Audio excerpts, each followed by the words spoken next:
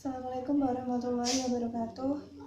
Hai teman-teman, kenalin saya Nawal dari kampus IAIN Prodi Perbankan Syariah kelas B. Jadi di sini saya akan menjelaskan tentang proposal BMT, proposal pendirian BMT. Mulai dari latar belakang pendiriannya, terus profil, terus ada struktur organisasi sama tupoksinya, terus ada produknya, CSR, dan aspek keuangan. Jadi kita ke basic dulu, apa itu pengertian BMT. BMT itu Baitul Mal wa At-Tamwil, jadi lembaga keuangan mikro yang berbasis syariah. Secara konsepnya itu ada dua, yaitu Baitul Tamwil. Bait artinya rumah, dan tamwil atau at-tamwil itu pengembangan properti. Jadi untuk melakukan kegiatan pengembangan usaha produk dan investasi. BMT atau koperasi BMT dalam meningkatkan kualitas ekonomi pengusaha mikro dan kecil, terutama dengan mendorong tabungan dan mendukung pembiayaan ekonomi. Sedangkan Baitul Mal itu menerima setoran dana zakat, infak sedekah, dan mengoptimalkan distribusinya sesuai dengan peraturan mandatnya. Tujuan didirikan BMT ini untuk menciptakan lapangan pekerjaan, untuk membantu usaha mikro dan masyarakat yang membutuhkan modal untuk meningkatkan usaha dan mengembangkan usaha mereka. Sekarang masuk ke bagian latar belakang, kenapa kita ada ide untuk buat lembaga keuangan mikro. Jadi waktu itu kita ada reuni setiap 3 bulan sekali sama teman-teman satu angkatan kampus alumni perbankan.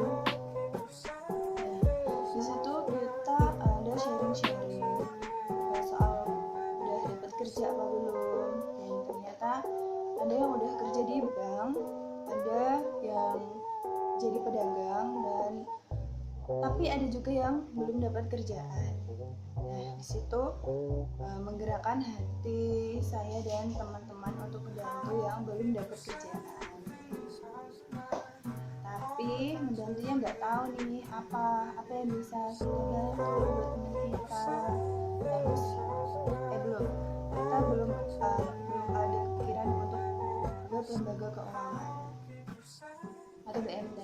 Terus setelah reuni selesai itu saya baru kepikiran untuk buat lembaga keuangan yang kecil dulu. Nah, setelah itu kok oke pada setuju gitu. Terus lanjut kita buat rapat dulu. Rapat itu dihadirin sama 20 orang, ada dosen juga dan ada orang-orang penting. Setelah itu beberapa kali rapat, terus kita sepakat buat membentuk koperasi BMT. Lanjut ke data perusahaan. Jadi setelah beberapa kali rapat itu kami jadinya memberi nama dengan BMT Badan Syariah. Badan Syariah ini juga ada fungsi visi-misinya. Visinya itu dapat memberikan rasa aman serta mewujudkan kesejahteraan dan keselamatan dengan mengembangkan lembaga keuangan BMT dan Syariah yang berkualitas, amanah, transparan dengan berlandaskan syar'i. Dan misinya itu menjadi tempat bagi anggota yang berinvestasi secara aman, nyaman, serta sesuai syariah, mengelola dana pinjaman dengan sistem pemutaran dana, mengembangkan perekonomian bagi umat Islam, khususnya yang berada di Indonesia, meningkatkan perekonomian syariah dengan bidang usaha.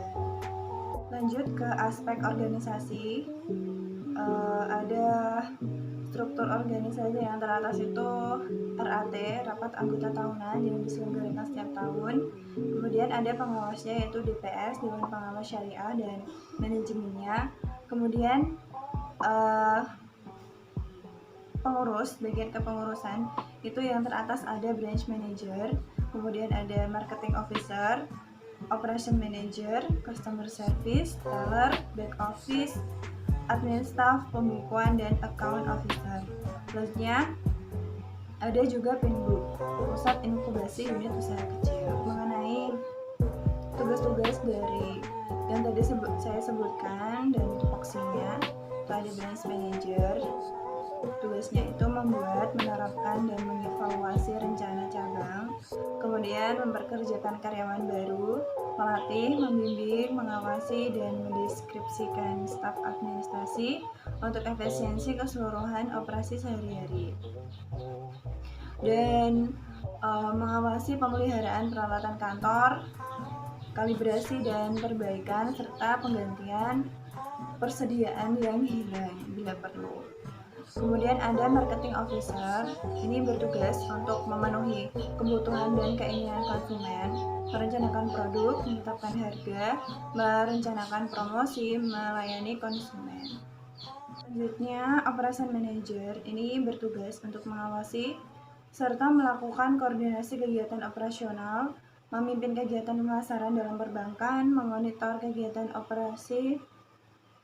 operasional perusahaan, memantau prosedur operasional manajemen risiko, melakukan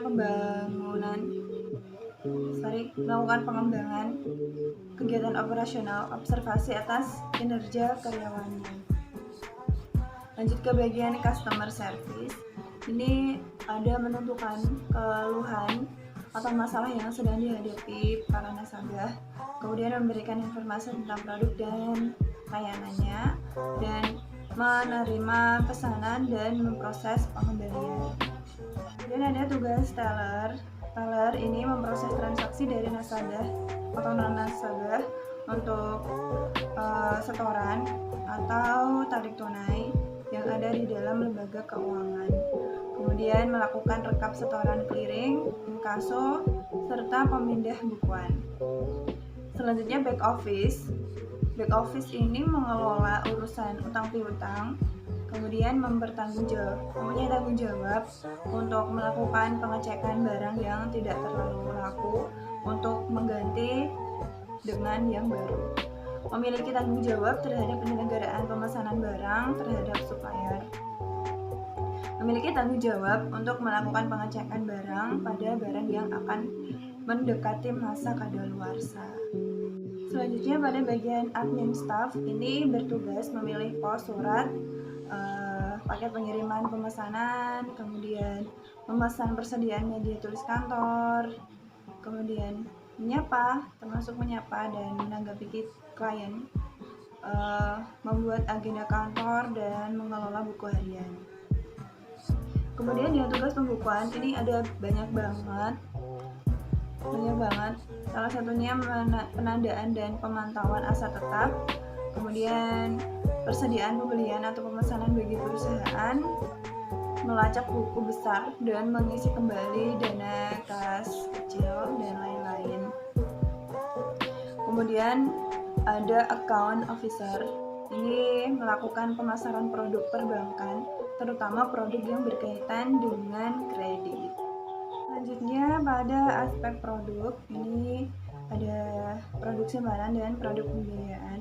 Produk simpanan ini ada banyak banget ya. Yang pertama ada simpanan mudharabah atau simudah. Ini simpanan merupakan penyetoran dan penarikannya dapat dilakukan setiap saat. Setoran awal adalah Rp20.000. Kemudian ada simpanan mudharabah atau simujang. Ini simpanan yang diberi jangka waktu berkisar 3 bulan, 6 bulan, dan 12 bulan dengan simpanan awal minimal Rp500.000. Kemudian ada sihaji. Simpanan haji merupakan simpanan yang digunakan untuk persiapan menunaikan ibadah haji yang dapat diambil pada saat membayar ongkos naik haji atau ONH dengan setoran awal adalah Rp200.000. Kemudian simurah atau simpanan umroh ini diasumsikan untuk persiapan rencana menunaikan ibadah umroh dengan simpanan awal minimal Rp150.000. Kemudian ada si urban atau simpanan kurban, ini persiapan untuk merencana ibadah kurban dengan simpanan awal Rp15.000. Dan yang keenam, simpanan Idul Fitri atau Sapitri. Jadi simpanan yang dipersiapkan untuk merayakan Idul Fitri secara cermat dan terencana dengan setoran 5.000 per minggu. Yang terakhir itu ada produk simpanan pendidikan atau SIDIK. Simpanan yang dipersiapkan untuk membiayai pendidikan di masa depan. Simpanan ini diperuntukkan untuk anak mulai usia 0 tahun sampai dengan dewasa dan dapat diambil setiap akan memasuki sekolah maupun sesuai perjanjian.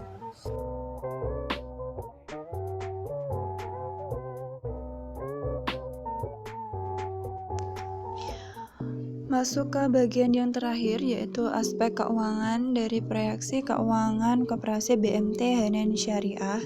Ini ada dari simpanan pokok khusus atau penyertaan, dan simpanan wajib yang kalau ditotal senilai Rp157.850.000.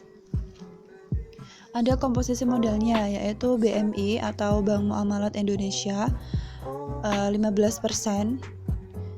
totalnya 26.250.000, dan Pinbook atau Pusat Inkubasi Usaha Kecil 10%, totalnya 17.500.000 rupiah, dan BMT dari masyarakat, dana dari masyarakat totalnya 75%, 114.100.000 rupiah. Kemudian ada rinciannya itu ada investasinya dari BMI di BMT, totalnya 26.250.000 rupiah. Total modal penyertaan Pinbook ada 17.500.000 rupiah, dan modal penyertaan BMT existing atau dana dari masyarakat sendiri ada 114.100.000 rupiah. Ini ada total juga gaji 9 orang selama 3 bulan. Totalnya 30.550.000 rupiah dikali 3 bulan sama dengan 91.650.000 rupiah. Totalnya ada 157.850. Kemudian simulasi potensi pendapatan BMT ada keuntungannya, totalnya ada 1.197.000.000 rupiah. Kemudian penjelasan mengenai proposal pendirian BMT, kurang lebihnya mohon dimaafkan. Semoga dapat dimengerti. Assalamualaikum warahmatullahi wabarakatuh.